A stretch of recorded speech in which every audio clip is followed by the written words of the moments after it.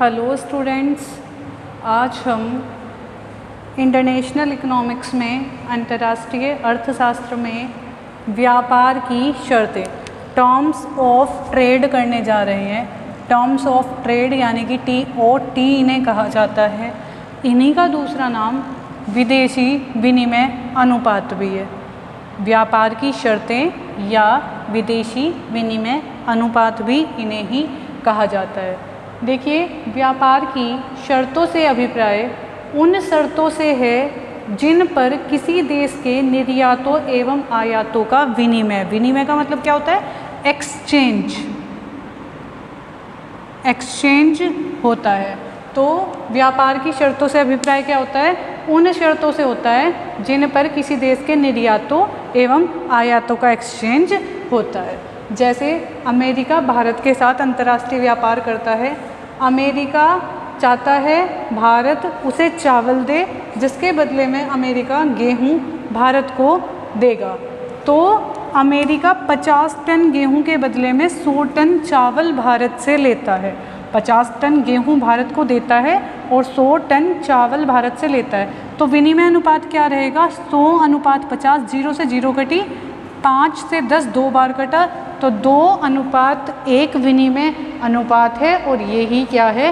व्यापार की शर्त है। अगर व्यापार की शर्त हम दो तरह से देख सकते हैं, एक मूल्य के आधार पर, दूसरा मात्रा के आधार पर। यदि हम मूल्यों के आधार पर देखते हैं तो मूल्यों के आधार पर निर्यातों का मूल्य बटे आयातों का मूल्य क्या बन जाती है? हमारी टर्म ऑफ ट्रेड बन जाता है। और अगर मात्रा के आधार पर देखते हैं तो आयातों की मात्रा बटे निर्यातों की मात्रा, ये क्या होता है? हमारा टर्म ऑफ ट्रेड या व्यापार की शर्त। मात्रा के आधार पर आयात ऊपर रहता है और मूल्य के आधार पर निर्यात ऊपर रहता है। अगर प्रोफेसर मायर के अनुसार हम देखें, मायर एंड बॉल्डविन, दोनों का आपने नाम भी सुना होगा, इनके अनुसार हम देखें तो व्यापार की शर्तों से अभिप्राय उस दर से है जिस पर किसी देश की वस्तुओं का दूसरे देश की वस्तुओं से विनिमय होता है, एक्सचेंज होता है। एक देश की वस्तु दूसरे देश की वस्तु से जिस रेट पर या जिस दर पर परिवर्तित हो रही है, चेंज हो रही है, विनिमय हो रहा है, खरीदी बेची जा रही है, वही क्या होती है? व्यापार की शर्त होती है। देखिए, व्यापार की शर्त किसी भी देश के अनुकूल भी हो सकती है और किसी भी देश के प्रतिकूल भी हो सकती है। अब हम देखते हैं अनुकूल व्यापार की शर्तें। अनुकूल व्यापार की शर्तें कब रहेंगी? ये हमने मूल्य के आधार पर लिखा है। देश की वस्तुओं का निर्यात मूल्य, जब निर्यात मूल्य ज़्यादा है उनके आयात मूल्य से, PX ज़्यादा है PM से, M का मतलब इम्पोर्ट आयात, X का मतलब एक्सपोर्ट निर्यात। तो जब निर्यातों का मूल्य ज़्यादा है आयातों के मूल्य से तो किसी भी देश के अनुकूल होती हैं व्यापार की शर्तें। अगर मात्रा के आधार पर करेंगे हम तो तब क्या रहेगा? उल्टा है, आयातों की मात्रा हमारी कम होनी चाहिए, निर्यातों की मात्रा हमारी ज़्यादा होनी चाहिए। अब देखिए बेटा, हम प्रतिकूल व्यापार की शर्तें देखते हैं। प्रतिकूल व्यापार की शर्तें क्या होती हैं? देश की आयातित वस्तुओं का मूल्य निर्यातित वस्तुओं के मूल्य से अधिक हो। जो हमारे देश में आयातित वस्तुओं का मूल्य है वो हमारी निर्यातित वस्तुओं से ज़्यादा होना चाहिए, के मूल्य से ज़्यादा होना चाहिए। ये PM is greater than PX, तब प्रतिकूल व्यापार की शर्त होंगी। प्रतिकूल का मतलब एक देश के विपक्ष में, विपक्ष का मतलब जब हम इंपोर्ट ज़्यादा कर रहे हैं, एक्सपोर्ट ज़्यादा कर रहे हैं, तो वो हमारे क्या है? विपक्ष में है। तो व्यापार की शर्तें या तो अनुकूल हो सकती हैं या प्रतिकूल, हम दोनों देख चुके हैं। अगर निर्यात का मूल्य ज़्यादा है, आयात का मूल्य कम है तो अनुकूल व्यापार की शर्त होती हैं, और यदि आयात का मूल्य ज़्यादा है और निर्यात का मूल्य कम है तो प्रतिकूल व्यापार की शर्तें होती हैं। देखिए, अब हम देखते हैं व्यापार की शर्तों के प्रकार। व्यापार की शर्तों के मैं 5 प्रकार लेके आई हूँ आपके लिए। पहला जो प्रकार होता है वस्तु व्यापार की शर्त। वस्तु व्यापार की शर्त को 2 भागों में डिवाइड किया गया है, शुद्ध वस्तु व्यापार की शर्त और सकल वस्तु व्यापार की शर्त। Net terms of trade, net barter term of trade कह सकते हैं, नेट है ये, और ये ग्रोस है, GROSS, ठीक है। ग्रोस वस्तु जो हमारा TOTN है, ये TOTG है, ग्रोस। तो जो हमारी शुद्ध वस्तु व्यापार की शर्त है इसका प्रतिपादन प्रोफेसर टॉजिंग ने किया था।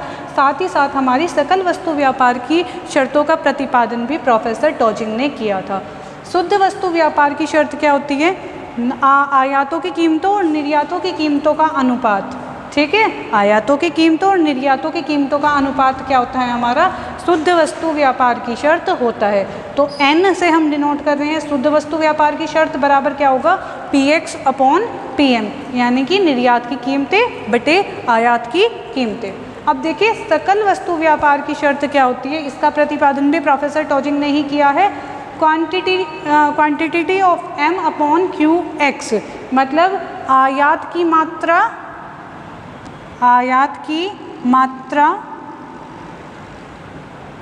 बटे निर्यात की मात्रा। आयात की मात्रा और निर्यात की मात्रा के अनुपात को हम क्या कहते हैं? सकल वस्तु व्यापार की शर्त कहते हैं। अब देखिए दूसरे प्रकार की जो हमारी व्यापार की शर्त हैं वो क्या हैं? आय व्यापार की शर्तें। इनका प्रतिपादन एच स्टेहल एवं डॉरेंस ने किया था। दो इकोनॉमिस्ट थे, दो अर्थशास्त्री थे, जिन्होंने इनकम जो टर्म्स ऑफ ट्रेड हैं वो हमें दी थी। ये जो इनकम टर्म्स ऑफ ट्रेड हैं यह निर्यातों के मूल्य के निर्देशांक को आयातों के मूल्य निर्देशांक से विभाजित करने पर ज्ञात होती हैं। अगर हम इनमें 100 की मल्टीप्लाई कर देते हैं, मल्टीप्लाई 100, तो निर्देशांक हो जाएगा, है ना। अगर 100 से गुना कर देते हैं तो क्या निकल जाता है? हमारा निर्देशांक। तो यही दिया हुआ है, अगर निर्यातों के मूल्य के निर्देशांकों को आयातों के मूल्य के निर्देशांक से विभाजित किया जाता है तो हमें क्या प्राप्त होता है? आय व्यापार की शर्त प्राप्त होती है। देखिए मैंने यहाँ पे लिखा है OM मल्टीप्लाई PM बराबर OX मल्टीप्लाई OM। O का मतलब मात्रा है, M का मतलब आयात। आयात की मात्रा गुना आयात का मूल्य बराबर निर्यात की मूल्य गुना निर्यात की मात्रा। क्या? आयात की मात्रा गुना आयात का मूल्य, निर्यात की मात्रा गुना निर्यात का मूल्य। अगर मैं यहाँ से आयातित जो आयात करने की कैपेसिटी देखूँ किसी भी कंट्री की, तो क्या रहेगी? OM बराबर ये गुना में है PM, ये इसके भाग में चला जाएगा, तो PX multiply OX upon PM। ठीक है, ये क्या हो जाएगी? आयात करने की क्षमता या आयातित क्षमता। कैसे निकाला है हमने दो चीज़ें ली हैं, OM इंटू PM बराबर PX इंटू OX। यहाँ से हमने OM की वैल्यू निकाल ली है, आयातित क्षमता निकाल ली है, तो क्या हो जाएगा? PX into OX upon PM। Clear है? अब इसके बाद देखिए जो आयगत हमारी व्यापार की शर्तें हैं उसमें हम क्या लिया है? हमने OM1 अपॉन OM0। OM1 का मतलब क्या है?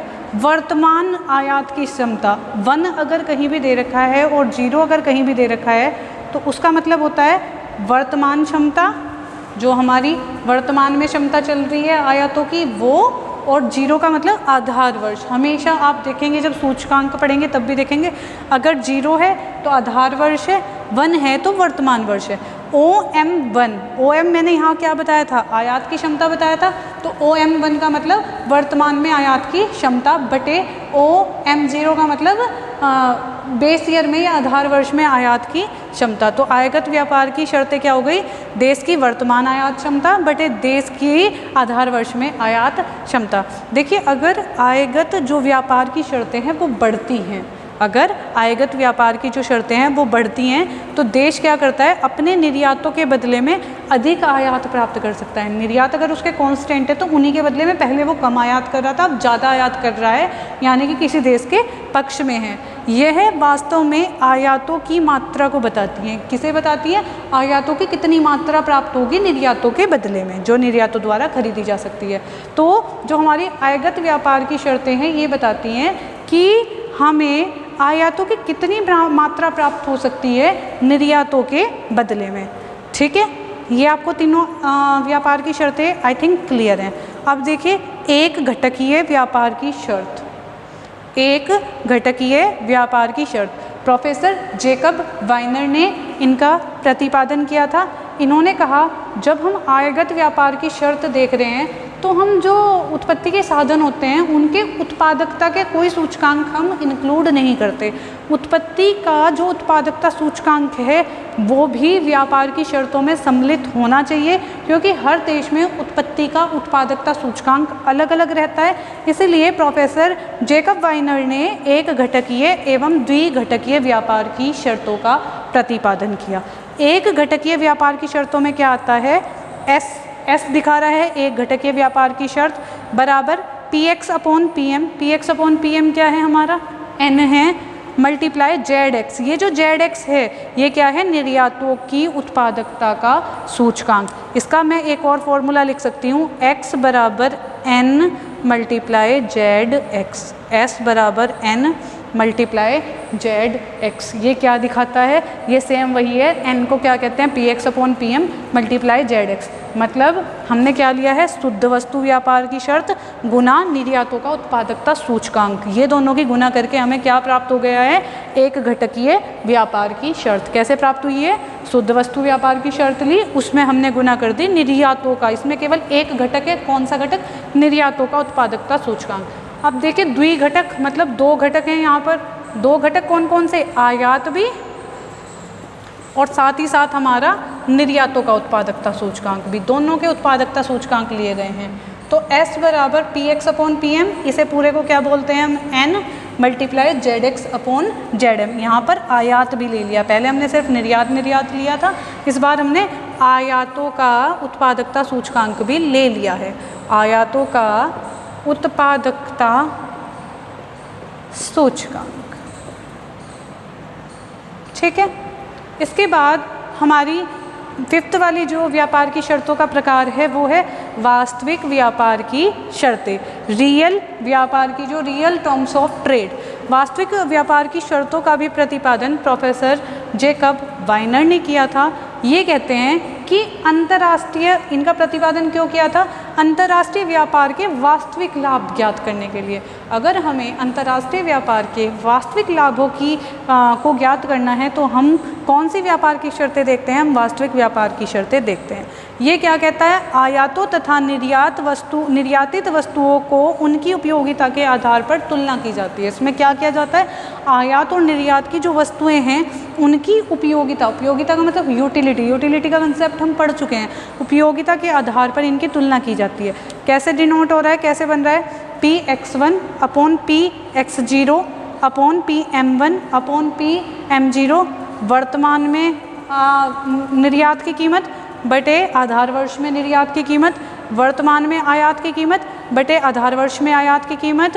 ये जो Fx0 और Fx1 है ये हमारा, इन्होंने एक तरह से एक घटकीय व्यापार की शर्तें ली हैं जिनमें केवल निर्यातों का उत्पादकता सूचकांक लिया है, ये आधार वर्ष में है और ये हमारे वर्तमान वर्ष में है। और ये जो XR0 और XR1 आप देख रहे हो ये क्या है, निर्यातित वस्तुओं में विद्यमान उपयोगिता त्याग की मात्रा का सूचकांक। जब हम निर्यात करते हैं, कोई भी देश निर्यात करता है तो उसके उपभोक्ता उस निर्यातों की उपयोगिता का त्याग कर रहे हैं, क्योंकि उन वस्तुओं का प्रयोग हम भी कर सकते थे पर हम अगर वो दूसरे देश को दे रहे हैं तो हम क्या कर रहे हैं, उपयोगिता का त्याग कर रहे हैं।